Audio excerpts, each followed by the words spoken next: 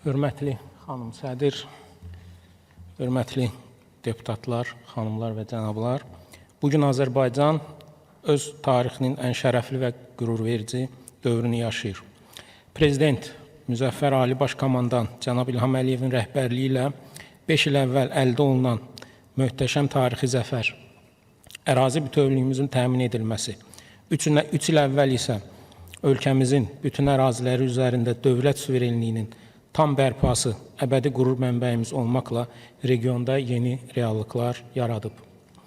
Qələbənin nəticələrinin diplomatik nailiyyətlərlə möhkəmləndirilməsinin təzahürü olaraq dövlətimizin başçısının bu ilin avqust ayında Vaşinqton səfəri, Ağ Evdə imzalanan sənədlər, bölgəmizdə sülh, sabitlik və əməkdaşlıq mühitinin qurulmasına xidmət edən mühüm tarixi hadisədir.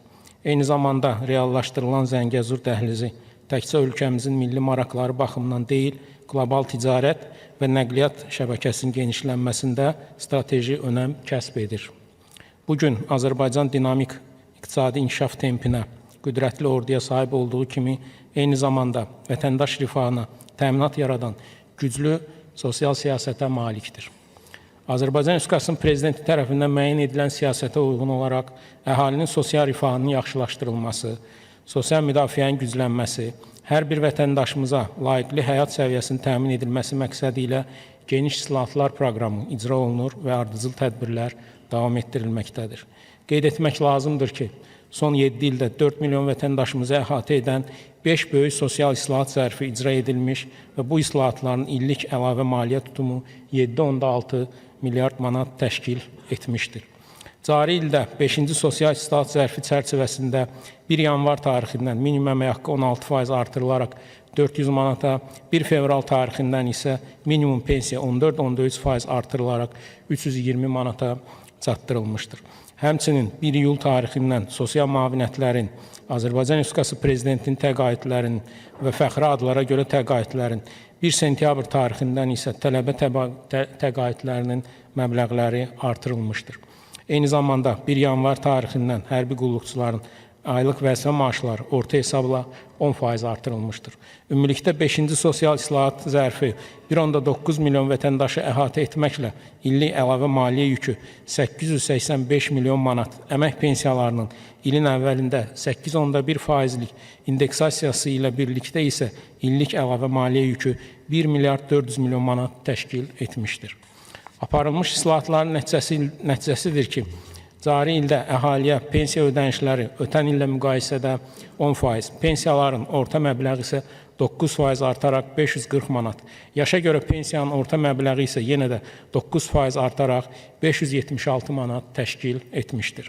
Əhaliyə dövlət büdcəsi hesabına ödənilən müavinət, eləcə də Azərbaycan Respublikası Prezidentinin təqaüdü xərcləri artımların tətbiq edildiyi ötən ilin müvafiq ayları ilə müqayisədə 12%-dən çox artmışdır.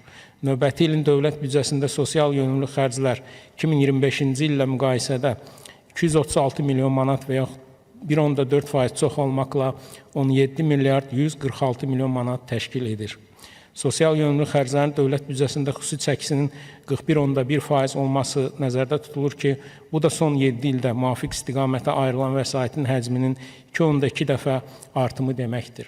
Yəni 7,8 milyard manatdan 17,1 milyard manata qədər artımlar burada müşahidə olunur. Bununla yanaşı 2026-cı ilin dövlət büdcəsində sosial müdafiə və sosial təminat xərclərinin 4 milyard 873 milyon manat həcmində olması proqnozlaşdırılır. Bu göstərici 2025-ci ilin proqnoz edilən göstəricisindən 121,2 milyon manat və ya 2,6% çoxdur.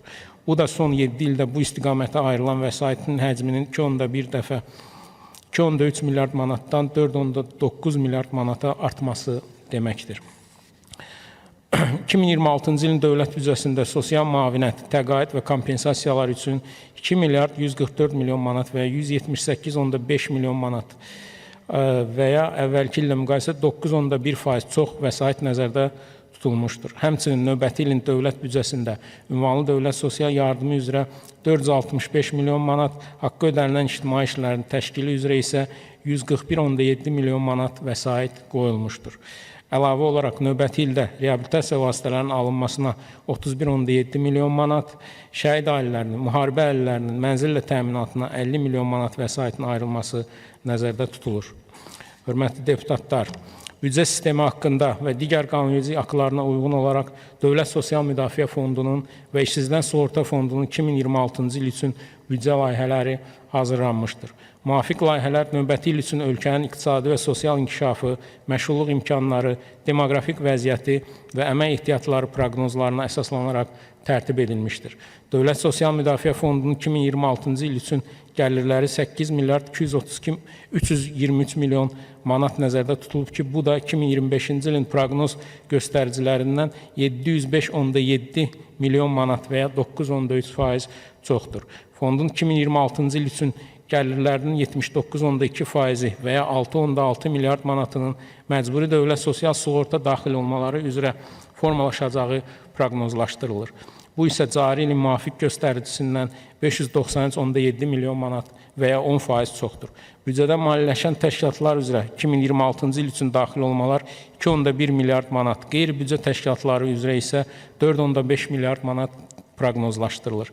Qeyri-büdcə sektoru üzrə proqnoz edilən gəlirlər sosial sığorta haqlarının 68%-ni təşkil edir. Ümumilikdə 2025-ci ilin təsdiq edilmiş göstəriciləri ilə müqayisədə 2026-cı il üçün büdcədən maliyyələşən təşkilatlar üzrə daxil olmalar 3,6% və ya 73,4 milyon manat. Qeyri-büdcə sektoru üzrə daxil olmalar isə 13,1% və ya 520,3 milyon manat artımla proqnozlaşdırılmışdır. 2026-cı ildə fondun büdcəsinin balanslaşdırılması məqsədi ilə dövlət büdcəsinin öhdəliklərinin maliyyələşdirilməsi üçün dövlət büdcəsindən ayrılan vəsait 1 milyard 700 milyon manat həcmində proqnozlaşdırılır ki, bu da 2025-ci il üzrə təsdiqlənmiş məbləğdən 100 milyon manat və ya 6,3% çoxdur. Onu da qeyd etmək lazımdır ki, dövlət öhdəliklərinin maliyyələşməsi üçün dövlət büdcəsindən ayrılan vəsaitin Dövlət Sosial Müdafiə Fondunun gəlirlərindəki payı 2017-ci ildə 38%-dən 2026-cı ildə 20,4%-ə düşməsi proqnoz edilir. Vurğulamaq istərdim ki, növbəti il üzrə dövlət büdcəsi xərclərinə dəstək göstərilməsi məqsədi ilə Dövlət Sosial Müdafiə Fondunun 2026-cı il üçün büdcə layihəsində fondun əvvəlki illərdə yaratdığı ehtiyatdan 160 milyon manata yaxın məbləğdə vəsait növbəti ilin xərclərinə yönəldilir. Fondun 2026-cı il üzrə ümumi xərclərinin 8 milyard 483 milyon manat həcmində olması proqnozlaşdırılır ki, bunun da 96,6% və ya 8 milyard 196 milyon manatı əhaliyə ödənişlərin payına düşür. Bu göstərici 2024-cü illə müqayisədə 1 milyard 534 milyon manat, 2025-ci illə müqayisədə isə 788 milyon manat çoxdur. Bu məbləğin 7 milyard 993 milyon manatı əmək pensiyalarının, 203,6 milyon manatı isə sosial sığorta hesabına verilən müavinət xərclərinin payına düşür. 2026-cı il üzrə əmək pensiyalarının maliyyələşməsi üçün ayrılan vəsait 2025-ci ilin təsdiqlənmiş xərcləri ilə müqayisədə 782,4 milyon manat və ya 10,9% artımla nəzərdə tutulmuşdur. Bunun 81,2% və ya 635,6 milyon manatı əmək pensiyalarının indeksasiya xərclərinin, digər hissəsi isə yeni təyin olunan və yenidən hesablanan pensiyaların məbləğlərinin maliyyələşməsi ilə bağlı xərclərin payına düşür. Qeyd edək ki, proqnoz göstəricilərə əsasən 2026-cı il üzrə indeksasiyanın təqribən 9,2% səviyyəsində olması, orta pensiya məbləğinin isə yenə də 9,2% artaraq 590 manata, yaşa görə pensiya məbləğinin isə 629 manata çatması proqnozlaşdırılır. Azərbaycan Həmkarlar İttifaqı Konfederasiyası xətti ilə sığorta olunanların və əmək pensiyaçılarının sanator kurort müalicəsi və sağlamlaşdırılması tədbirlərinin həyata keçirilməsi məqsədi ilə fondun 2026-cı il büdcəsində 25 milyon manat vəsait nəzərdə tutulmuşdur. Hörmətli millət vəkilləri, indi isə sizə İşsizdən Sığorta Fondunun 2026-cı il üzrə büdcəsi haqqında məlumatı təqdim etmək istərdim. İşsizdən Sığorta Fondunun yaradılması, məşğulluq sahəsində aktiv tədbirlərin genişlənməsini, məşğulluq xidmətlərinin isə yeni modelinin tətbiqini təmin etmişdir. İşsizdən sığorta fondunun 2026-cı il üçün büdcəsi tərtib edilərkən ölkə başçısı tərəfindən təsdiq edilmiş Azərbaycanın 2022-26-cı illərdə sosial-iqtisadi inkişaf strategiyasının və 2030-cu ilə kimi məşğulluq strategiyasının icrası əsas götürülmüşdür. Büdcə layihəsinə əsasən işsizdən sığorta fondunun 2026-cı il üzrə gəlirləri 238,3 milyon manat həcmində nəzərdə tutulur ki, bu da 2025-ci ilin təsdiq edilmiş göstəricisindən 31,9 milyon manat yaxud 15,5% çoxdur. İşsizdən sığorta fondunun gəlirlərinin 236,6 milyon manatı yaxud 99,3% işsizdən sığorta haqları üzrə yığım hesabına formalaşacaq ki, bu da 2025-ci ilin təsdiq edilmiş müvafiq göstəricisindən 30,3 milyon manat və ya 15% çoxdur. Büdcədən maliyyələşən təşkilatlar üzrə daxil olmalar 51,9 milyon manat. Qeyri-büdcə təşkilatları üzrə isə 184,7 milyon manat proqnoz edilir. Sığorta haqları üzrə yığımın 78% qeyri-büdcə sektorunun payına düşəcəkdir ki, bu da cari ilə nisbətən 28,1 milyon manat çoxdur. Ümumilikdə 2025-ci ilin təsdiq edilmiş göstəriciləri ilə müqayisədə 2026-cı il üçün büdcədən maliyyələşən təşkilatlar üzrə daxil olmalar 4,3%, qeyri-büdcə sektoru üzrə daxil olmalar isə 18% artımla proqnoz edilmişdir. Fondun maliyyə mənbəyinin 28,1 milyon manatlıq və ya 10,5%li hissəsini əvvəlki illərdə yaradılmış ehtiyatdan 2026-cı ilin xərclərinin maliyyələşməsinə yönələn vəsait təşkil edəcəkdir.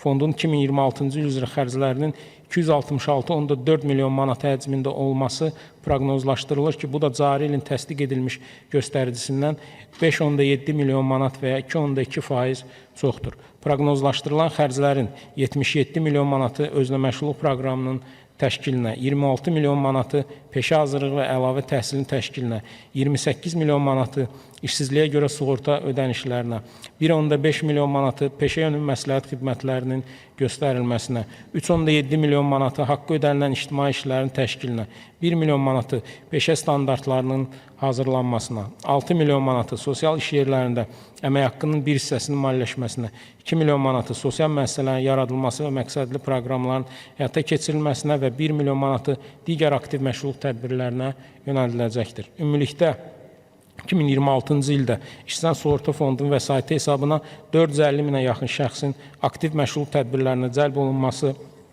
gözlənilir. Qeyd etmək lazımdır ki, 2025-ci ilin 10 ayında məşğulluq orqanları tərəfindən 158 min nəfər işsiz və iş axtaran şəxs işlə təmin edilmişdir. 2026-cı ildə isə 170 minə yaxın şəxsin işə düzəlməsinə dəstək veriləcəyi gözlənilir. Əhalinin məşğulluğun təmin edilməsində əsas aktiv məşğulluq tədbirlərindən olan özünə məşğulluq proqramı növbəti ildə də davam etdiriləcəkdir və işsizdən sığorta fondunun büdcəsinin xərclərinin 29%-ni təşkil edəcəkdir.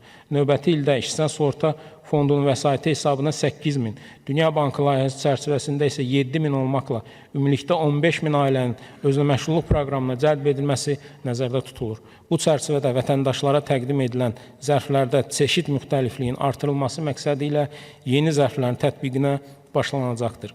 2026-cı ildə işsiz və iş axtaran şəxslərin peşə hazırlığı və əlavə təhsil imkanlarının genişləndirilməsi məqsədi ilə 17.500-ə yaxın müdavimin bu prosesə cəlb olunması istiqamətində müvafiq işlərin həyata keçirilməsi nəzərdə tutulur.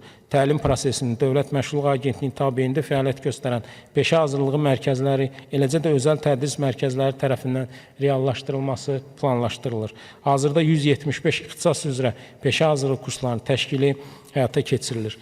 Eyni zamanda 2026-cı ildə 100 yeni peşə və kvalifikasiya standartının hazırlanması və 135 peşə və kvalifikasiya standartının yenilənməsi həyata keçiriləcəkdir. İşsiz və iş axtaran şəxslərin əmək bazarına daxil olmasını dəstəkləmək üçün işə götürənlərlə əmək haqqının birgə maliyyələşməsi mexanizmi genişləndiriləcək və 2026-cı ildə bu istiqamətdə əmək bazarına 1000-dən artıq iştirakçının proqram çərçivəsində cəlb edilməsi nəzərdə tutulur.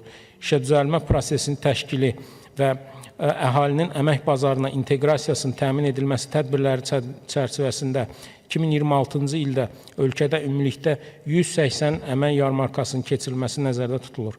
Tələbə və şagirdlərin, habelə onların valideynlərinin, iş axtaran və işsiz şəxslərin təhsilinə, bacarığına və şəxsi keyfiyyətinə uyğun olaraq peşə və ixtisasların seçiminə, peşə maraqlarının formalaşmasına, karyera hədəflərinin müəyyənləşməsinə dəstək və əmək bazarının gələcək tələblərinə uyğun maarifləndirmə işləri aparmaq məqsədi ilə təşkil olunan peşə məsləhət xidmətləri ilə əhatə olunacaq şəxslərin sayı növbəti ildə 230 mindən çox olacaqdır. Hörmətli deputatlar, çıxışımın sonunda hər iki büdcə layihəsinə səs verməyi sizdən xahiş edirəm. Diqqətinizə görə təşəkkür edirəm.